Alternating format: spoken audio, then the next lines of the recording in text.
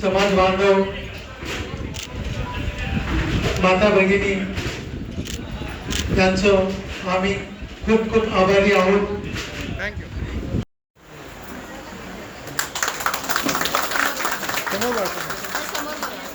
बोला संत रविदास महाराज की जय.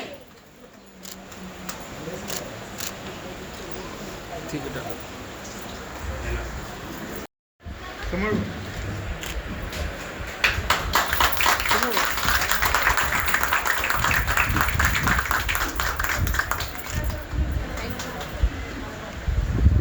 या ठिकाणी मी अमोलला विनंती करतो की त्यांनी या ठिकाणी उपस्थित समाज बांधवांना सत्कार करण्यात येत आहे. सर्व पदाधिकारी नामदारे पुढे गणेश नामदारे. हा, ठीक आहे. इथे ये.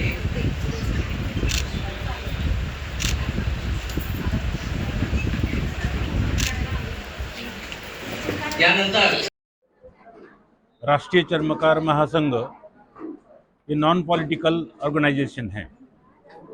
ये समाज को जोड़ने का काम करता है।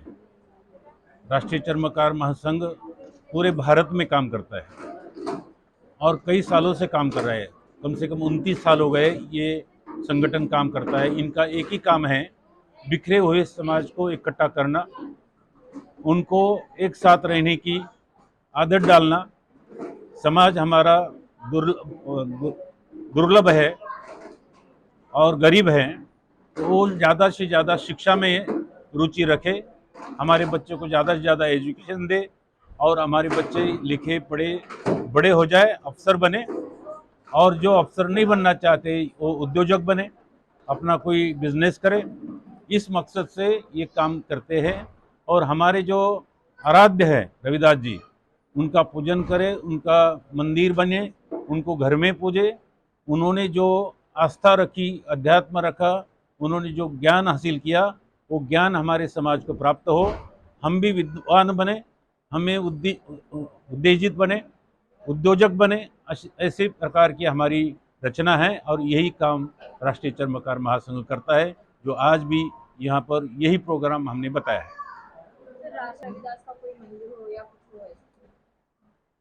आज ही मैंने मुख्यमंत्री साहब से मुलाकात की। पिछले महीने में भी हमने समाज के सारे कार्यकर्ताओं को लेके मांग की है। उन्होंने हमको संत रविदास पीठ नाम का हमको घोषणा की है, जहां हमको 100 एकड़ ज़मीन सरकार देगी, 200 करोड़ रुपए देंगी और all education one door one छत, ऐसा उनका मिशन है। वैसा हमारा भी प्रोग्राम है, वो उन्होंने एक्सेप्ट किया है और वो प्रोग्राम हमको गवर्नमेंट दे रही है। राष्ट्रीय चर्मकार महासंघ की ओर से चर्मकार समाज के लिए और क्या कुछ प्रमुख मांगे आगे रखी गई? नहीं, हमारा एक ऑर्गेनाइजेशन है राष्ट्रीय चर्मकार महासंघ का, जो मांग की थी हमने, वो गवर्नमेंट ने एक्सेप्ट कर लिए। संत रविदास आर्थिक विकास महामंडल, उस मंडल के मार्फत हमारी सारी मांगे पूरी की जाती है। हमको लोन मिलता है, हम बड़े बड़े कारखाने शुरू कर सकते हैं। 1 करोड़ से 100 करोड़ तक हमको लोन मिलता है समाज कल्याण की ओर से।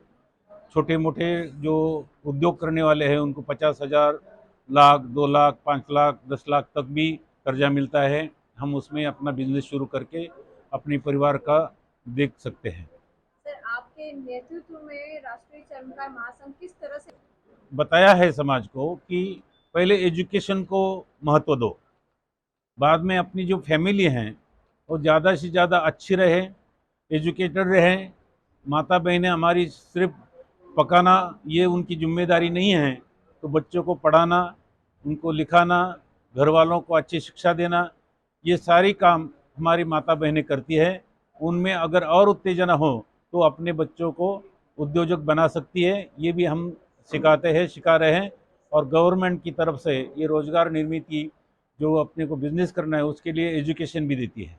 सर, आपने अभी अभी कहा था भाषण में तहसील में हमको अगर 30 बच्चे मिल जाते, 30, ये 35 का एक क्लास होता है, अगर 30 भी बच्चे मिल जाते तो हम ये क्लास शुरू करते हैं। शासन उसका पैसा खर्चा करता है। ये जो लोग ट्रेनिंग देने आते हैं उनकी जो 15-20 हज़ार रुपया फीस होती है वो गवर्नमेंट देती है और हमारे बच्चे को नॉलेज देती है। उसके बाद हमारे बच्चे तय करते हैं कि हमको क्या बिजनेस करना है। उसके लिए भी जो कर्जा चाहिए, समझो 1 लाख का बिजनेस है तो उसमें 35,000 रुपया गवर्नमेंट फ्री देती है और बाकी का 65,000 रुपया हमको कर्जा लेना पड़ता है, उसका ब्याज कम होता है। इसी प्रकार से कितना भी बड़ा बिजनेस हो उसके लिए गवर्नमेंट हमको कर्जा देती है। राष्ट्रीय चर्मकार महासंघ और हमारे नेता इस संस्था के संस्थापक आदरणीय बबनराव जी घोलप, इनके मार्गदर्शन से हम लोग कई सालों से इस विभाग में जयंती लेते हैं। मैं मुंबई का अध्यक्ष हूं और 24 फरवरी से सारे भारत में और पूरे विश्व में संत रविदास जी की जयंती मनाई जाती है। अभी ही गए महीने में छत्रपति शिवाजी महाराज की जयंती हुई है और आने वाली 14 अप्रैल को डॉक्टर बाबा साहब अम्बेडकर की जयंती है। इस तीनों जयंती का संगम बोल के हमने आज यहाँ पर संत रविदास जयंती, संत शिवाजी महाराज जयंती और डॉक्टर बाबा साहब अम्बेडकर जयंती, संयुक्त जयंती आज इस जगह में हम लोग आयोजित किए हैं। और इस विभाग में मुंबई में कई समस्याएं हैं चर्मकार समाज की, विशेषकर मुंबई महानगर पालिका से ताल्लुकात रखती है और इन सब चीज़ों को आगे चल के भविष्य में उसका कुछ सही तरीके से हमको न्याय मिलना चाहिए।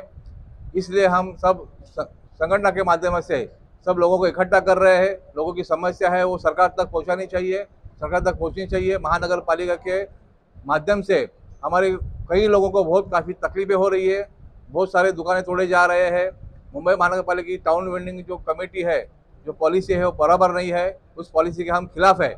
हम लोग हॉकर्स नहीं है, हमारा ये पारंपरिक व्यवसाय जिसको हम कहते हैं वो है और हम लोग उस फेरी वाले क्षेत्र में आते नहीं है, फेरी वाले पॉलिसी में आते नहीं है। उसके खिलाफ हमको लड़ना है और जो कुछ छोटी छोटी चीज़ें हैं जहाँ पर महानगर पालिका और राज्य शासन दुर्लक्ष्य कर रहा है, उस ओर से हमको उनका लक्ष्य केंद्रित करना है। और उसलिए हम लोग सब लोग इकट्ठा होकर भविष्य में मुंबई महानगर पालिका में बड़ा मोर्चा निकालने वाले हैं, जिसकी बदौलत हमारी कई सारी समस्या सॉल्व हो सकती है। पूरी मुंबई में हमारा संगठन है, हम तालुका जिला लेवल पे सब संगठन की मीटिंग करेंगे और वहाँ के लोगों को जागरूक करेंगे। उनके बाद लोगों को समझाएंगे कि हमारी जो समस्या आज मुंबई के अंदर सिर्फ 3,000 लाइसेंस हमारे हैं पिच और स्टॉल बोल के, उसमें भी अभी मुंबई की कोई पॉलिसी है, ट्रांसफर पॉलिसी बराबर नहीं है और उसके ट्रांसफर पॉलिसी नहीं है, उसके वजह से 1,000 लाइसेंस आज मुंबई में कैंसिल हो रहे हैं। इसके खिलाफ हमको आवाज़ उठानी है, सब लोगों को न्याय देना है। कई लोगों को लाइसेंस ट्रांसफ़र नहीं हुए हैं, उनका भाड़ा नहीं ले रहे हैं, छोटे मोटे कारणों की वजह से उनका भाड़ा रोक रहे हैं। इस सब चीज़ों को मुंबई महानगर पालिका तक पहुंचाना है, मुंबई के जो आयुक्त है वहां तक पहुंचाना है और हमारी मांगे हमको पूरी करके लेने की है। और मुंबई के अंदर जो हमारे लोग हैं उनको बिजली चाहिए है, दुकान के अंदर उनको व्यवसाय करने के लिए जगह बड़ी करके लेनी है, उनको व्यवसाय करने के लिए और कुछ चीज़ें वहाँ पे बेचने का परमिशन लेना है। ये सब आज राष्ट्रीय चर्मकार महासंघाच्या वतीने श्री संत रविदास महाराज व बाबासाहेब आंबेडकर व छत्रपती शिवाजी महाराज यांची जयंती साजरी केलेली आहे। यासाठी आमचे मुंबईतील चर्मकार बांधव व पदाधिकारी मोठ्या प्रमाणात उपस्थित होते। आमचे राष्ट्रीय नेते बबनरावजी घोलप यांनी मार्गदर्शन केलं व मुंबईचे अध्यक्ष राजू नेटके यांनी सुद्धा मार्गदर्शन केले। सर्व पदाधिकाऱ्यांनी या महाराष्ट्रामध्ये चर्मकार बांधवाचा कसा विकास होईल याबाबत सुद्धा संबोधन केले। सर, तुमचा नेतृत्वाखाली कशाप्रमाणे चर्मकार संघ पुढे जाईल त्यासाठी आमचा राष्ट्रीय चर्मकार महासंघाचे जो आदेश देईल त्याप्रमाणे आम्ही लढाई करू आणि समाजाची प्रगती करू। आज जयंती निमित्त तुम्ही काय प्रार्थना करणार, काय कामना करणार चर्मकार समाजासाठी? मी संत रोहिदास जयंती निमित्त एकच करणार की संत रोहिदास जगद्गुरुजी हे जगामध्ये एक महान संत होते आणि यांचे जे विचार जे आत्मसात केले तर प्रगती होईल आणि आज सन्मान आहे तो सन्मान मिळेल। आपणास माहित आहे की स्वतंत्र बंधुत्वावर असलेला समाज निर्माण करावा ही संत रोहिदास महाराजांची विचार होती।